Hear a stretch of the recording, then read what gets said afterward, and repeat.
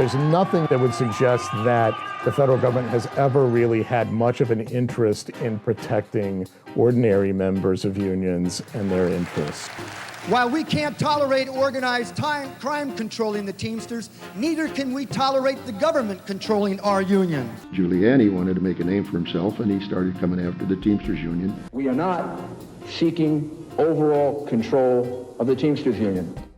US Attorney Rudy Giuliani decided that instead of prosecuting union officials with ties to organized crime, the Justice Department would use the Federal RICO statute to take control of the entire International Brotherhood of Teamsters. This was an unprecedented use of the RICO statutes. The idea was to remove the mob from the union, have democratic elections, and nobody had a problem with that. They were going to be there for 3 years, clean it up, be gone. It's 25 years later, they're still there, and as far as I'm concerned, they're just bilking the union. What do we want? Freedom of speech! When do we want it? Now! What do we want? Freedom of speech! When do we want it? Now! Bill Hogan was prohibited from speaking to anybody that is a Teamster for the rest of his life. The people that he had worked for the past approximately 40 years, he could not speak to anymore.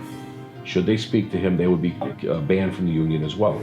They went into locals, there'd be 6 guys in trench coats, black trench coats. They'd knock on the door, they'd walk in, they'd order the officers out, ask for the keys to cars if cars were owned by the local, and you were out of a job.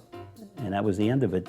Maybe 60 days later, they'd have a kangaroo hearing, and it was over. I'm not a criminal. They rooted me out. We were the largest local. We were financially sound.